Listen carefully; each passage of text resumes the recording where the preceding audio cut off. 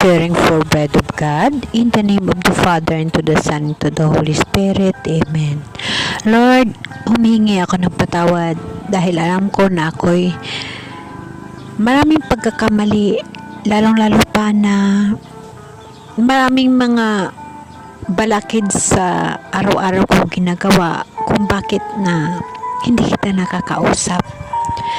Lord, bilang tao, makakasasala ako, Lord. Nadala pa rin ako ng kahit anong mga gawain dito sa mundong ito, Lord. Kaya napapasalamat ako sa iyo, Lord, na kahit pa na ako'y maraming pagkakamali, maraming kasalanan na nagawa sa iyo, nanatili ka na dyan na nire-remind mo ako. Kaya maraming salamat, Lord, sa oras na ito na nandito ako upang na makausap kita. Lord, maraming salamat sa oras na ito na ito ako voice over para lamang na makausap kita at maibahagi ko sa aking mga kapatid sa pamaraan ng aking channel na ito. Maraming salamat, Lord, dahil na lagi mo ako nire-remind, hindi mo ako pinababayaan, lagi ka nandyan. Lagi mo akong ginagabayan, lagi mo ako tinutulungan. Ang lahat na kabutihan na aking nasaksihan sa iyo, Lord, sa buong buhay ko, yung mga bagay na aking naunawaan sa araw-araw na lahat dahil sa pamaraan ng pag-uunawa ko sa paggihan ng Espiritu Santo sa buhay ko. Lord, maraming salamat sa mga pagkakataon, sa mga biyaya, sa mga mirakulo na aking nasaksihan sa buhay, na iyon ang dahilan kung bakit ang buhay ko ay para sa iyo, kasama kita. Yun ang lakas ko, Lord. Maraming salamat, Lord. Okay, brothers and sisters, today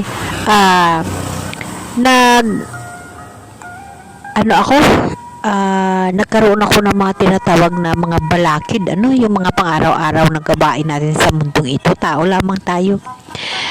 Ang tentasyon sa mga gawain, ang katamaran ba na tinatawag sa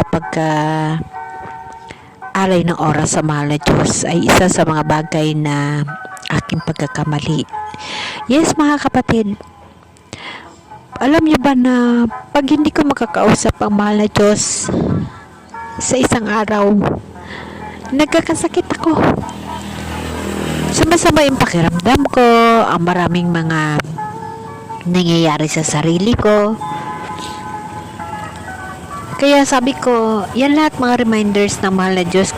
Ang mga bagay na yun, mayroon din na sinasabi natin sa sarili natin na pag ginagaydan ka ng Holy Spirit, may mga ibig sabihin o iyon na dapat mo unawain. So sa buhay ko, ang lahat na dapat kong unawain ay ipinapasa Diyos ko upang bigyan ako ng lalong katalinuhan sa pag-unawa sa mga bagay-bagay na nangyayari sa buhay ko dahil pinapakontrol ko sa mahal na Diyos ang buhay ko. Dahil alam niyo ba mga kapatid na hindi ko kaya kontrolin ang sarili ko. Pag wala ang mahal na Diyos, hindi ko kaya, hindi ko alam kung anong gagawin ko. Kaya lagi ko sinasabi nga, Lord, wag mo naman akong pabayaan. Guidean mo ako, Lord, dahil hindi ko ako marunong magkontrol ng sarili ko. Ang buhay ko dito sa mundo, nalalabing buhay ko dito sa mundo, Lord. Gagawin ko ang nagkakarapat-dapat na kaaya-aya sa iyong paningin.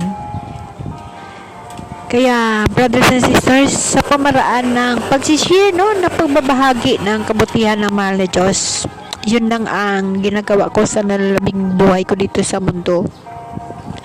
Alam naman natin na hindi naman tayo tatagal. Alam naman natin na ang mahal na Diyos ay may mga plano sa atin. Of course, mga kapatid, may pangarap po ako na maantay ang pagbalik ng ating mahal na Diyos. Yun ang pangarap ko sa buhay. Kaya pinapasa Diyos ko ang sarili ko, ang buhay ko, ang lahat sa buhay ko pinapakontrol ko sa Diyos.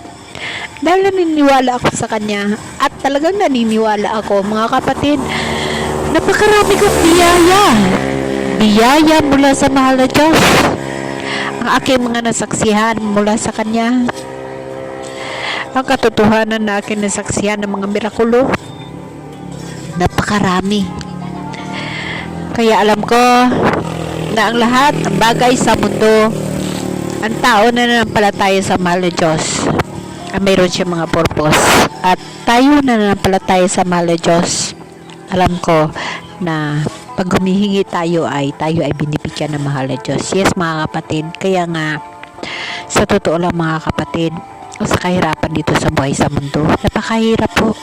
Pero pag nandyan ang Diyos, kahit po mahirap na lumalaban ka sa buhay sa mundo, mayroon mga kasagutan. Mayroon nilalaan ang mahal na Diyos upang sagutin ang mga lahat na yon. Dahil dyan niya pinapatunayan na nandyan siya, manalig ka lamang. Yes mga kapatid, marami ho tayo sa mga brothers and sisters natin na ang panampalataya, yes, nakilala nila si Jesus Christ na ating Diyos. Ngunit hindi nila ginagamit sa buhay nila. Bakit nasabi ko yung mga kapatid? Kasi pag magkaroon tayo ng mga problema sa buhay natin, kahirapan, kasakit, sakit sa buhay natin, magkaroon tayo ng mga karamdaman na hindi maganda, marami ho tayo mga iniisip. Ngunit ang katotohanan mga kapatid, pag magtiwala ka sa mahal na Diyos, gagawin ng mahal na Diyos ang lahat sa buhay mo. Gampanan ng mahal na Diyos ang lahat na maayos ang buhay mo, maayos ang sitwasyon mo sa tulong ng mahal na Diyos. Kailangan mo lamang maniniwala at umasa at magtiwala sa Holy Spirit na nagagabay sa buhay mo. Mga kapatid, sa totoo lang, ang mahal na Diyos talagang napaka alwan sa lahat ng bagay. Matulungin, mapagmahal, lahat mga kapatid. Talagang hindi ka pabayaan ng mahal na Diyos sa mga bagay-bagay sa buhay mo, sa mga kailangan mo, sa lahat ng mga dapat mong gagawin. Pag manampalataya ka sa mahal na Diyos, talagang nandyan siya.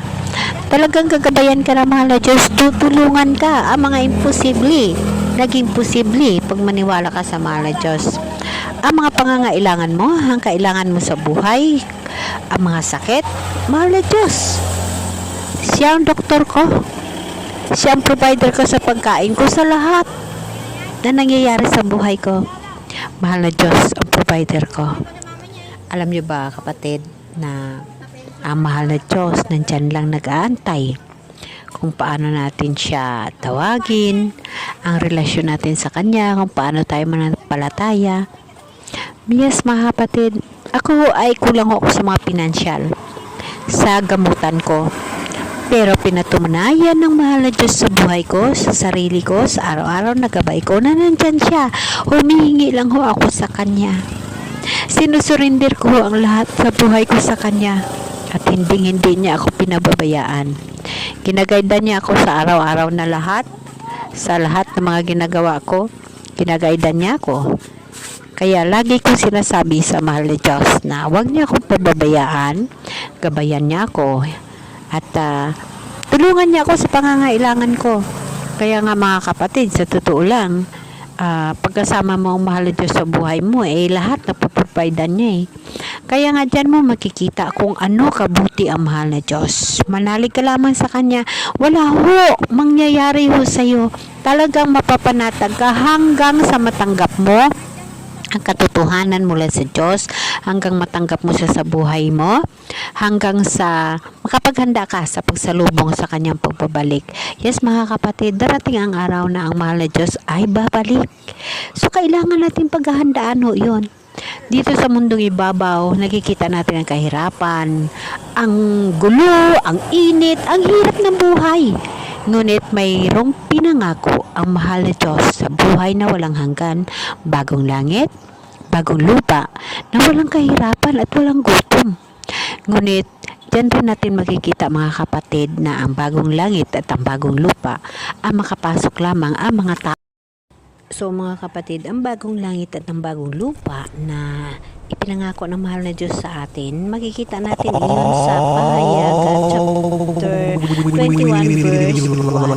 Pagkatapos nito, nakita ko ang isang bagong langit at isang bagong lupa. Wala ang dating langit at lupa. Wala na rin ang dagat. Yes mga kapatid, ito ay sa vision ni Juan kay Jesus Christ. So kita mo mga kapatid, bagong langit at ang bagong lupa. Ang bagong Jerusalem na bumaba mula sa langit.